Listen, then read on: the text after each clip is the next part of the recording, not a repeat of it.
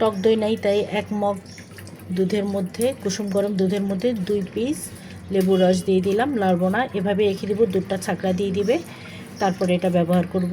টক দইয়ের বিকল্প ব্যবস্থা এটাই। এখন আমি এটাকে ঢেকে রাখবো আর কি। কুটা বাছা আজকে কিছু নাই, রান্নাবান্না কম, কুটা বাছাও কম। আজকে ইফতারি বানাবো না, তো এই যে সালাদ করে নিচ্ছি। হ্যাঁ, পেঁয়াজ, শসা, টমেটো, আর আছে বড় পেঁয়াজ, এই যে একটা, এটা ভালো না, এটা নিও। আচ্ছা, এটা কাটো, এটা ভালো হবে।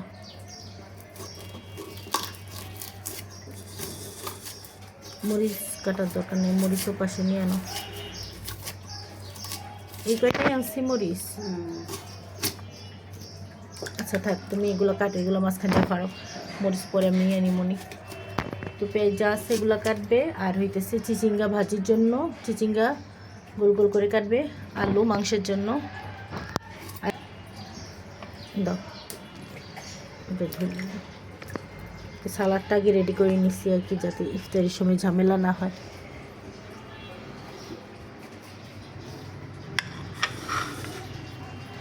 আর এখানে গরুর মাংস ভিজাইছি, এগুলোকে একদম ছোট ছোট করে পিস করবা। তেহারির মাংস যেভাবে কাটো ওইটা ছোট করে পিস করা হবে। এখানে পোলাও চাল নিয়ে নিয়েছি।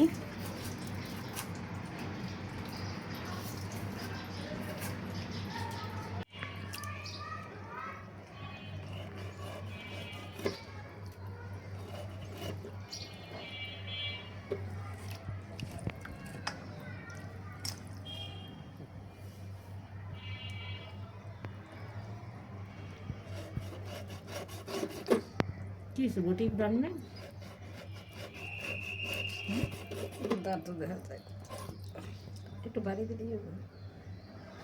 দাও ভালো করে দেয় নাই, দিয়েছে যে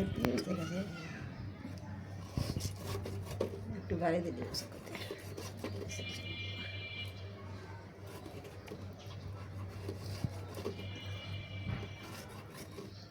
বেশি ছোট না বেশি বড় না।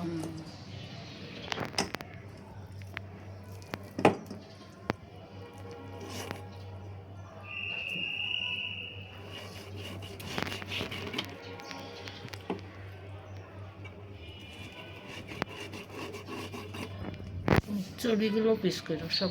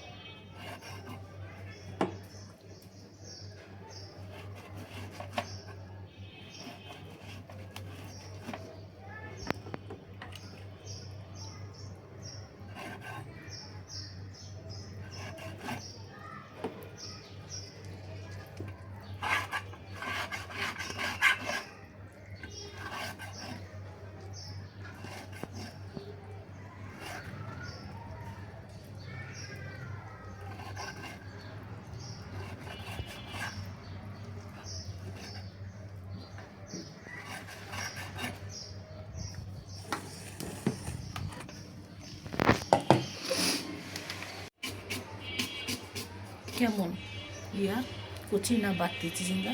না কুচি কুচি।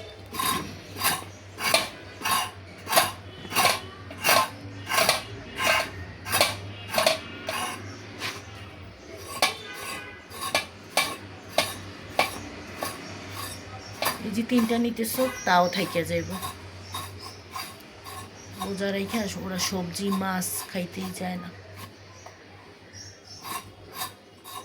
ভালো লাগে না, কিছু ভালো লাগে না, শুধু মাংস খাইতে চায়।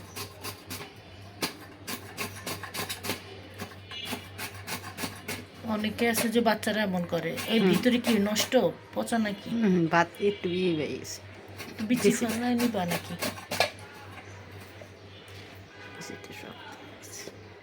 তোমার খালু খাইতে চায় না, রাতুল তো খাইতে চায় না মাছ, তোমার খালু খাইতে চায়।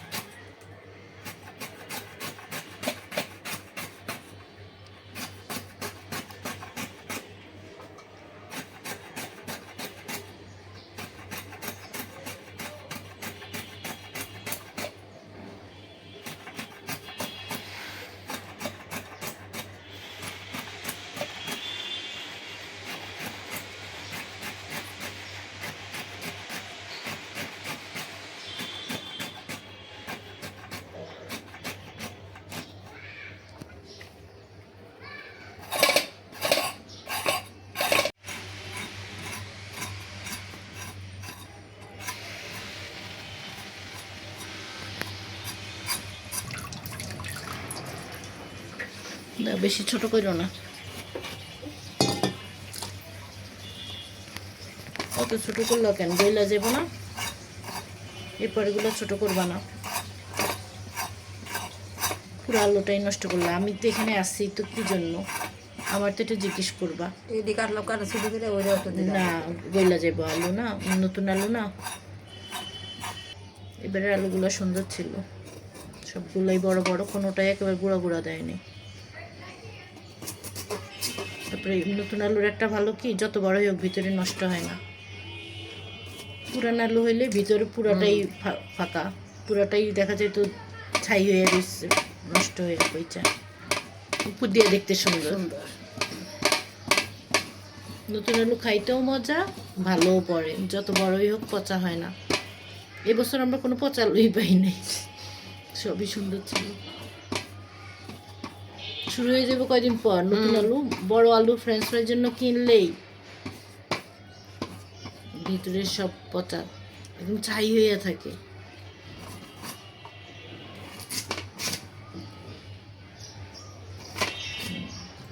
ঠিক আছে, এই সাইজটাই সুন্দর।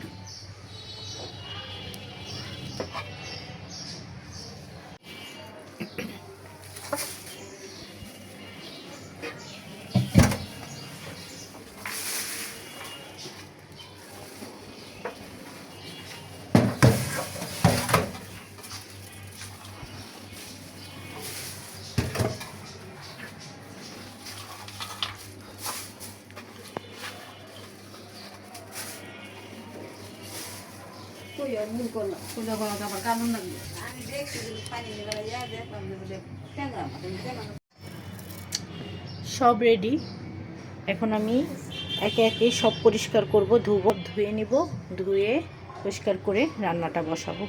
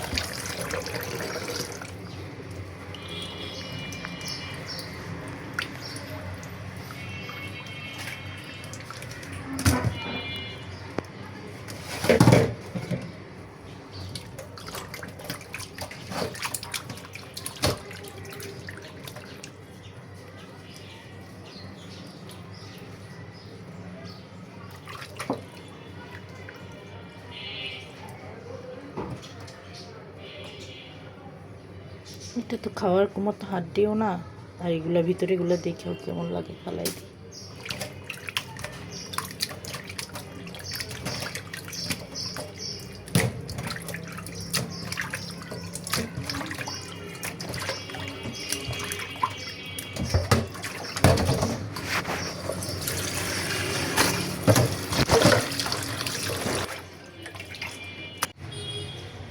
প্যাকেট মশলা দিয়েছি, তেহারির যে কোনো প্যাকেট মশলাই দেওয়া যাবে, আমি কোনো নির্দিষ্ট ব্র্যান্ড ইউজ করি না, যখন যেটা হাতের কাছে পাই, যেটা ভালো লাগে ওরকম। পেঁয়াজ দিয়ে দিয়েছি,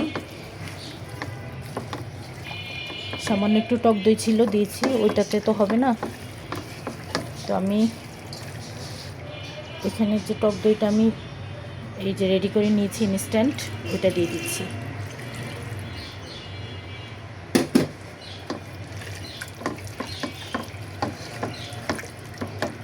এখন চুলার আঁচ ঢেকে রেখে কি বলি মানে চুলার আঁচ কম রেখে মাংসটা ঢেকে রেখে রান্না করব। এটাকে আমার আরও কাজ গোসল টোসল যা আছে আমি এগুলো সেরে নিব, আর মাংসটা সুন্দরভাবে হয়ে যাবে একবারে যখন নামাজ পড়ে তারপরে বাকি রান্নাবান্না আর কি করবো। ধুয়ে পরিষ্কার করে রেখে যাব, কিন্তু এখন চুলায় দিব না।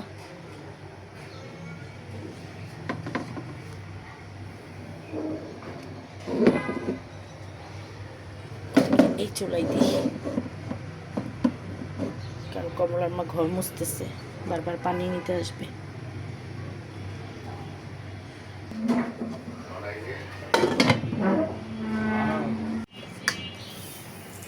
পোলাও চাল 1 কেজি থেকে একটু বেশি নিলাম।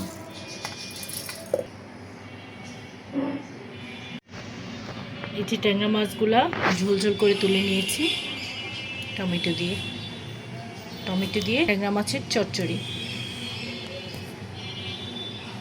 এখানে পোলাও চালগুলা ধুয়ে পানি ঝরাতে রেখে দিয়েছি, মাংস সেদ্ধ হয়ে গিয়েছে, এখন চালগুলা দিয়ে দিব। আর এখানে চিচিঙ্গা ভাজি করে নিচ্ছি।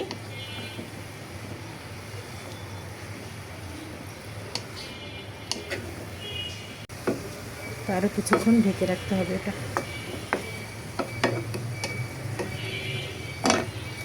আর এখানে গরুর মাংসগুলো সেদ্ধ হয়ে যাওয়ার পর আলু দিয়ে দিয়েছি আমি, আর বেরেস্তা 1 চামচ গোলাপ জল দিয়ে দিয়েছি। মাংসগুলো যেহেতু ভালোভাবে সেদ্ধ হয়ে গিয়েছে, এখন দিয়ে দিব পোলাও চাল। আর আলু যেহেতু দিয়েছি বেশি সময় নেব না, আবার আলুগুলো ভেঙে যাবে। এখনই পোলাও চালগুলো দিয়ে দিচ্ছি।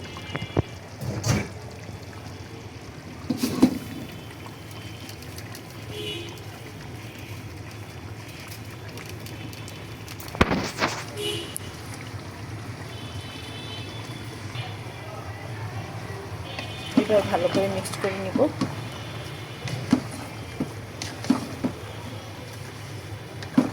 ভালো করে মিক্সড করে তারপরে দিয়ে দিব পরিমাণ মতো পানি।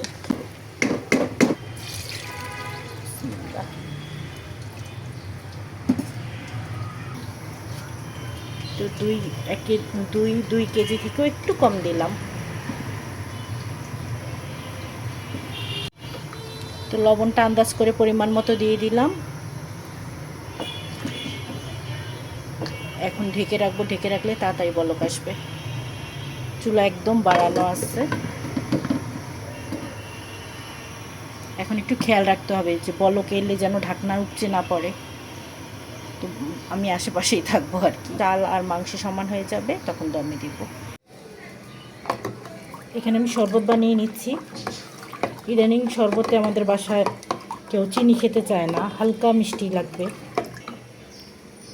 তো অল্প চিনি দিয়ে শরবতটা তৈরি করে নিলাম। টাইম আর বেশি নাই, যেহেতু আসরের আজান পড়ে গেছে।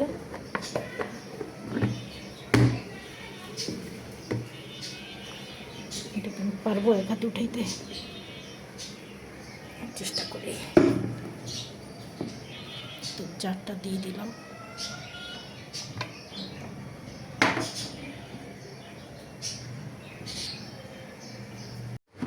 তো তেহারি রান্না শেষ।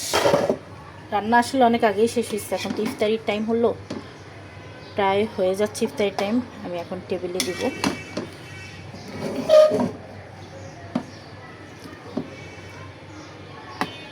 তেহারিতে সাধারণত আমি আলু দিই না, কিন্তু মাঝে মাঝে দিতে হয় ছেলের জন্য আর কি। বলবে আলু দাও নাই, আলু খোঁজে, যেহেতু আলু ওদের পছন্দ। তা এখন তার কাচ্চিতে যেভাবে আলুটা দেওয়া হয় তেহারিতে ওভাবে দেওয়া হয় না, তো নিজেরা খাবো, নিজেদের ইচ্ছা মতো পছন্দ মতো করে আর কি রান্না করা। তো দেখেছেন কি ঝরঝরা সুন্দর হয়েছে।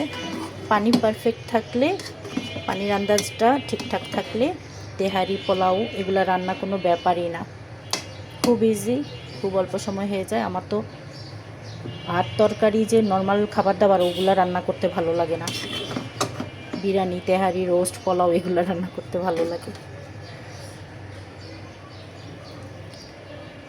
এগুলো রান্না করতে আরাম।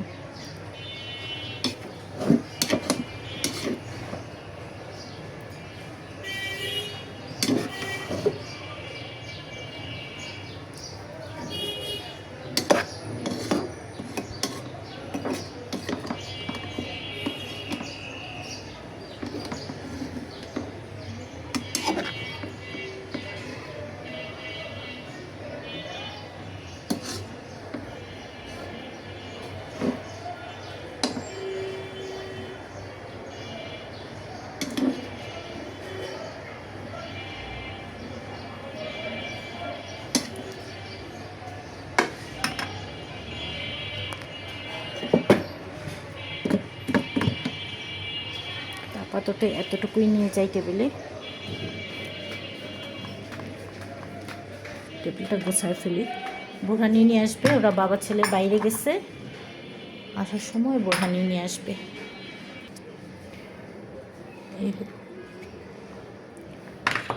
হচ্ছে সালাদ, পেঁয়াজ, আর হচ্ছে খেজুর। আলহামদুলিল্লাহ, এ হচ্ছে পঞ্চম দিনের আজকে আমাদের ইফতারি।